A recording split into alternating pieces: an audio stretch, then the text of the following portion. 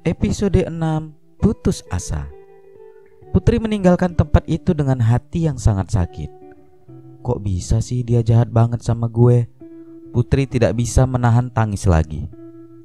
Sementara itu Rama dan Tania bengong melihat kejadian itu dan tersadar ketika mereka melihat Putri yang pergi dalam keadaan menangis.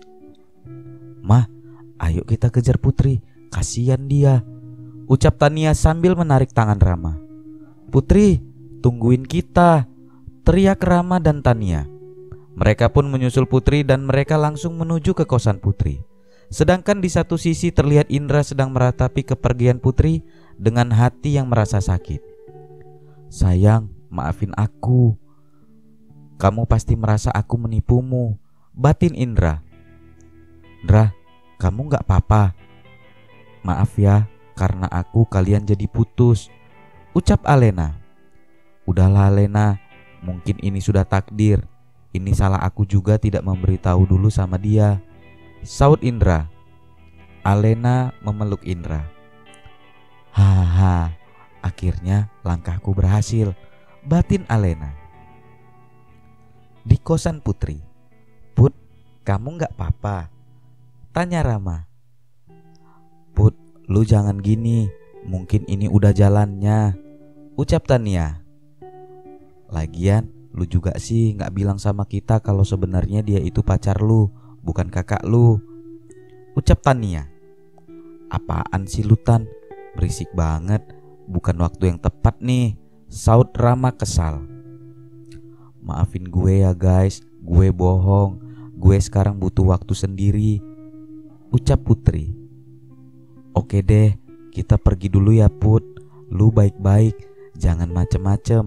Ingat, masih ada kita yang setia," ucap Rama. Tania dan Rama memeluk Putri. Putri kembali menangis. "Ya Allah, maafkan hamba karena hamba lalai dalam menjaga kehormatan hamba. Ya Allah, bagaimana ini? Hamba takut tidak ada pria lain yang bisa menerima hamba," ucap Putri sambil menangis. Sarang Kuman memanggil nama Hans di HP Putri. "Duh, apaan sih ini Kuman nelpon? Gak tahu apa gue lagi melo," gerutu Putri. "Halo Tuan, ada yang bisa saya bantu?" "Keluar," ucap Hans. "Kemana?" "Depan kosan kamu lah, saya di depan," jawab Hans ketus. "What? Jangan teriak sama saya. Cepat keluar, bawa pakaian. Kita langsung jalan ke Bandung," ucap Hans tegas. "Ini kan sudah malam Tuan," ucap Putri menolak halus. "Jangan banyak tanya." Iya pak," jawab Putri terbata-bata. Hari yang sial. Beberapa menit kemudian Putri keluar dengan pakaian biasa cuma sedikit rapi. Terlihat Hans sedang menunggu di depan mobil dengan wajah yang seakan ingin membunuh. "Kamu lama sekali. Kamu mau bikin saya jamuran karena nunggu kamu," ucap Hans sambil bertolak pinggang. "Ya Tuan, maaf." "Apaan sih? Baru juga 15 menit nunggu udah kayak setahun aja," gerutu Putri dalam hati. "Cepat masuk." "Iya Tuan." Putri duduk di sebelah Hans karena merasa canggung mereka tidak bicara satu kata pun, sehingga sepanjang perjalanan mereka berdua hanya diam sedangkan Hans tetap fokus menyetir. "Ya elah, apaan sih ini? Udah kayak orang bisu aja. Tidur aja lah," batin Putri. "Jangan tidur, temani saya," ucap Hans ketus. "Iya Tuan." Ngeselin banget sih. Tidur gak boleh, sedangkan ngomong tapi gak diajak ngomong. Ya kali gue ngomong sendiri mah, batin Putri. Mulai membuka obrolan. "Tuan, kok Tuan tahu kosan saya?" tanya Putri. "Ya taulah, kamu pegawai saya. Gak mungkin saya tidak tahu tentang kamu," ucap Hans. Jawab Putri simpel. Episode 7, Terjebak. Bandung, pukul 02 pagi. Dini hari Putri dan Hans pun sampai di Bandung. Mereka memutuskan untuk menginap di sebuah hotel di sana. Mereka memesan satu kamar dengan 2 bed. Karena kamar tersisa hanya satu, jadi mereka tidak mempermasalahkannya ditambah mereka sudah merasa ngantuk. "Tuan, tidak apa kan kita satu kamar?" ucap Putri. "Lah, memangnya kenapa? Kita kan satu kamar beda tempat tidur. Oh iya ya, ucap Putri sambil cengengesan. Pikiranmu kotor, saya tidak akan macam-macam sama kamu. Tenang saja. Iya tuan. Siapa juga yang mau diapa-apain sama lu tuan higienis, GR banget, batin Putri. Udah yuk, saya ngantuk, sentak Hans yang melihat Putri terdiam. Mereka bergegas menuju kamar hotel yang sudah mereka pesan. Mereka beriringan dengan staf yang mengantar mereka. Silakan tuan, ini kunci kamarnya. Jika ada sesuatu bisa menghubungi kami, ucap staf hotel ramah. Oke, jawab Hans singkat. Mereka pun masuk ke kamar mereka dan mulai menata pakaian mereka masing-masing. Beberapa saat kemudian, tuan, saya pakai toilet duluan ya, saya mau mandi, ucap Putri. Tunggu dulu, saya duluan yang pakai, saya gak mau pakai toilet bekas kamu, kata Hans ketus. Iya, jawab Putri kesal. Apaan sih, gak jelas banget dah tuh orang, gedek banget gue, batin Putri. Ya udahlah, tiduran dulu sebelum mandi. Tuh orang kayaknya berendam dulu pakai kembang, pasti bakal lama, batin Putri. Beberapa saat kemudian Hans keluar dari kamar mandi hanya menggunakan handuk. Putri tersadar dari tidurnya. Putri menguap dan mulai membuka matanya. Ah! Teriak Putri. Dengan refleks Hans pun teriak, ah! Kenapa sih kamu teriak-teriak? Bikin saya kaget aja, ucap Hans jengkel. Itu kenapa tuan gak pakai baju? Tanya Putri sambil menutup matanya. Ya iyalah saya gak pakai baju, kan saya habis mandi. Gimana sih? Jawab Hans ketus. Ya udah deh, apa kata tuan aja, saya mau mandi. Dengan cepat Putri masuk ke kamar mandi.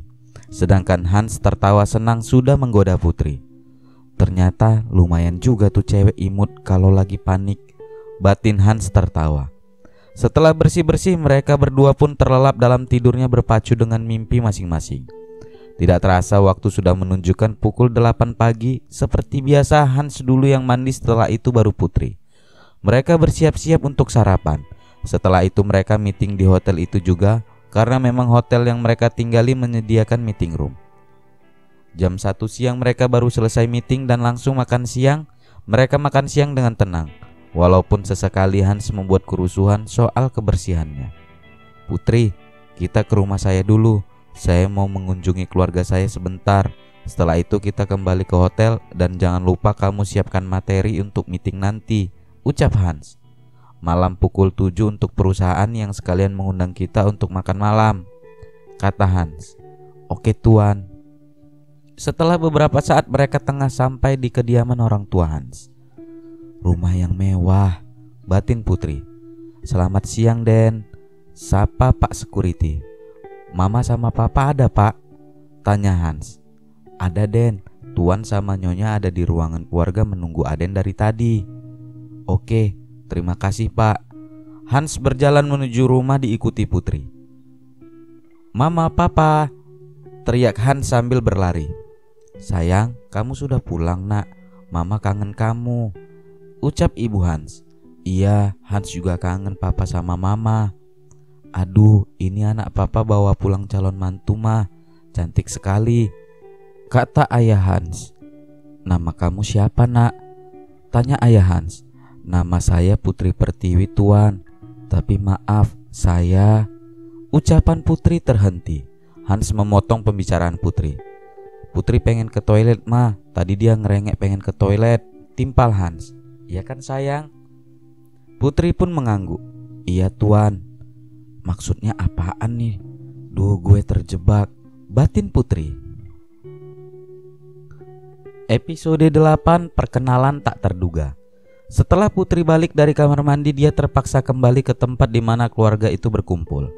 Sayang, kesini, duduk samping mama, ucap ibu Hans. Dengan penuh rasa ragu, takut dan bimbang, Putri pun ikut duduk di samping ibu Hans. Sayang, usia kamu berapa? Tanya ibu Hans. Usia saya 23 tahun tante.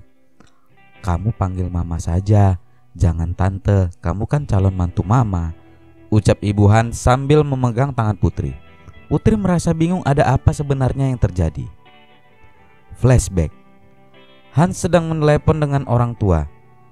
Iya, nanti Jumat Hans pulang ke Bandung sekalian ada meeting, ucap Hans pada ibunya. Kamu bawa calon mantu buat mama kan? Ingat Hans, usia kamu sudah 28 tahun. Mama dan papa sudah pengen nimang cucu. Kamu anak laki-laki satu-satunya, papa dan mama berharap lebih sama kamu. Sedangkan adik kamu aja sudah menikah, masa kamu belum? Ucap ibu Hans serius. Iya ma, iya. Ya udah, Hans kerja lagi ma. Assalamualaikum, ucap Hans. Waalaikumsalam. Telepon terputus. Aduh, gimana ini ya? Bingung saya. Siapa yang harus saya bawa? Ah, si Putri aja kali ya. Dia kan lumayan gak jelek amat. Lagian dia pasti mau, ucap Hans sambil tersenyum licik. Kediaman keluarga Hans. Hans, kapan kamu akan menikah dengan Putri? Ingat Hans, berpacaran tidak boleh lama-lama, tanya ibu Hans. Iya mah, nanti Hans obrolin dulu sama Putri, saut Hans. 1 jam kemudian.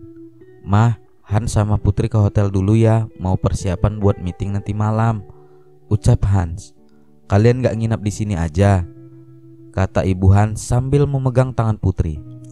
Lumayan jauh mah, takut telat kalau meeting. Nanti hari Minggu sebelum pulang Hans kesini lagi, jawab Hans menolak tapi dengan halus. Dasar kamu ini ya.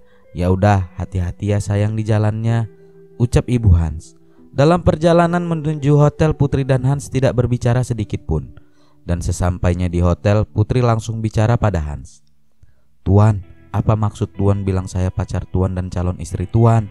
Jawab Tuan, saya butuh penjelasan, ucap Putri sedikit nada tinggi. Oke, saya jelasin. Mama saya ingin saya cepat menikah dan memiliki istri, ucap Hans tanpa bersalah. Jadi apa kamu mau menikah dengan saya? Tanya Hans to the point. Tuan, kita belum lama kenal, mana mungkin saya menikah dengan Tuan, ucap Putri menolak. Ya udah, kita saling mengenal dulu setelah menikah, ucap Hans santai. Tuan, menikah itu bukan perkara yang mudah. Kenapa Tuan ngegampangin banget?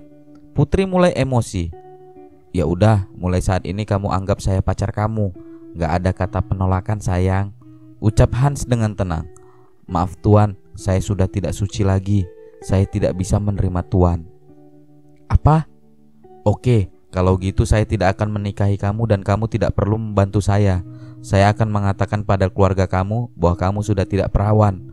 Karena itu tidak akan ada yang mau menikahimu, ucap Hans dengan nada ancaman. Tanpa sadar Putri pun menangis. Tuan, jangan gitu.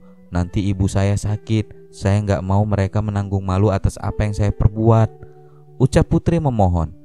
Karena itu kamu harus mau menikah dengan saya, ucap Hans sedikit memaksa. Putri pun semakin menangis mendengar semua ucapan Hans.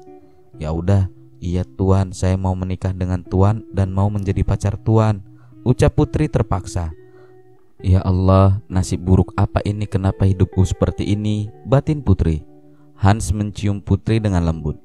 Oke sayang, mulai sekarang kamu harus menerima saya. Kamu harus nurut sama saya dan harus patuh sama saya.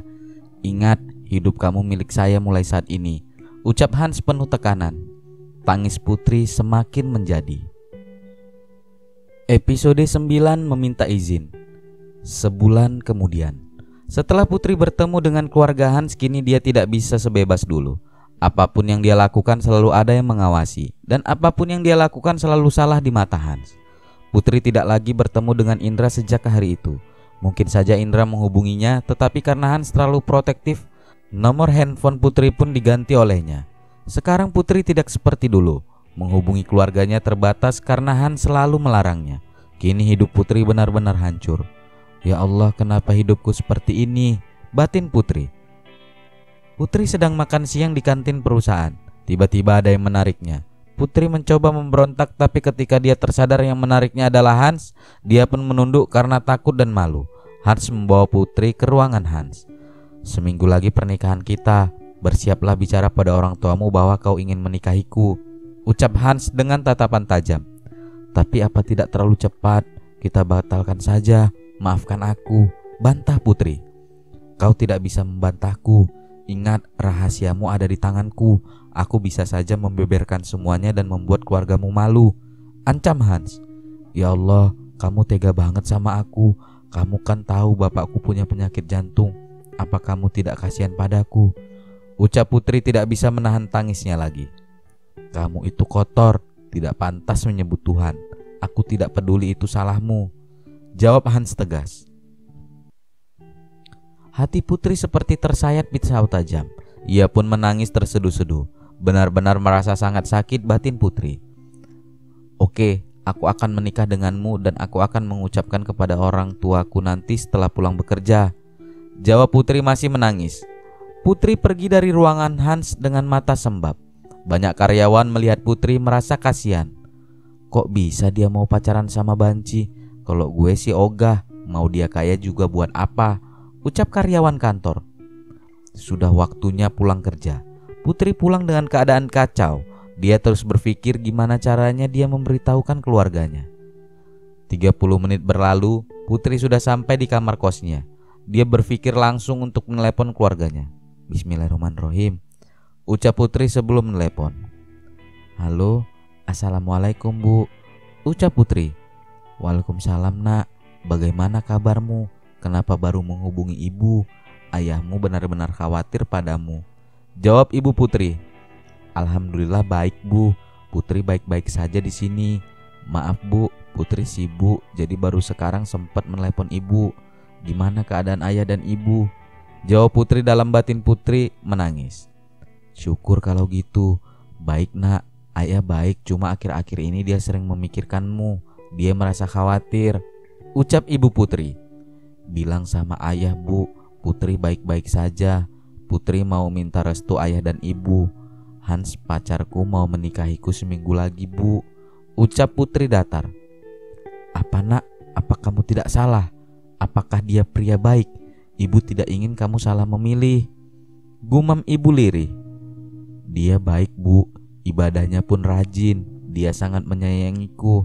Dia ingin menikahiku di rumahnya di Bandung Bu, ucap Putri. Ya Allah, maafkan aku membohongi keluargaku, batin Putri. Ya udah, kalau memang itu pilihanmu, tapi maafkan ibu nak tidak bisa hadir karena kondisi ayahmu kurang baik. Jadi ibu dan ayah hanya bisa merestuimu dari jauh. Doa ibu akan selalu menyertaimu, ucap ibu menahan tangis. Iya Bu, terima kasih. Putri sayang ibu, lirih Putri sambil menangis. Udah sayang, jangan menangis. Ibu dan ayah juga sayang Putri, ucap ibu menahan tangis. Ya udah Bu, istirahat ya. Jangan lupa bilang ayah, jangan lupa minum obat. Putri tutup dulu teleponnya. Assalamualaikum Bu, ucap Putri. Waalaikumsalam nak. Telepon tertutup. Episode 10 pernikahan. Seminggu berlalu setelah Putri meminta izin kepada orang tuanya. Akhirnya Hans menikahi Putri tanpa kehadiran keluarganya satupun. Ya Allah, semoga ini yang terbaik untuk aku. Semoga dia tulus mencintaiku, batin Putri. Putri sangat terlihat cantik dengan kebaya yang melekat dalam tubuhnya. Semua mata terpana melihat keindahan Putri. Berbeda dengan Hans yang melihatnya terkesan begitu datar. Akhirnya beberapa menit kemudian Hans pun mengucap ijab kabul. Sah, terdengar begitu lirih ucapan semua orang. Hans dan Putri kini sudah resmi menikah. Putri mencium punggung tangan Hans dan Hans pun mencium kening Putri. Acara yang terlihat meriah, begitu banyak yang menghadiri acara pernikahan Hans dan Putri. Meski Putri tidak menyukainya, dia tetap mencoba tersenyum. Sayang, ujar Mama Hans. Iya Ma, saut Putri. Kamu sangat terlihat cantik nak. Terima kasih Ma. Putri tersenyum. Nak, kamu pasti bahagia bersama anak Mama. Dia penyayang sekali, puji Ibu Hans. Iya Ma. Putri tersenyum. Apaan penyayang, yang ada gue disiksa, batin Putri. Ya udah, Mama kesana dulu ya sayang, mau menyapa tamu yang lain. Oke Ma, saut Putri. Putri pun duduk menatap semua orang di sekelilingnya. Terlihat Hans yang sedang tertawa bersama temannya. Terlihat pula ada wanita seksi yang menghampiri Hans sambil terlihat mencium Hans. Siapa wanita itu? Kenapa sepertinya begitu akrab dengan Hans? Ah, tapi biarin aja lah, terserah dia.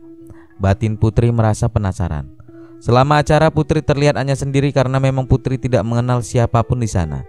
Putri hanya menyapa orang yang menghampirinya yang memberikan selamat padanya. Sudah hampir tengah malam, para tamu sudah mulai keluar dari halaman rumah Hans. Terlihat Putri yang sudah mulai mengantuk.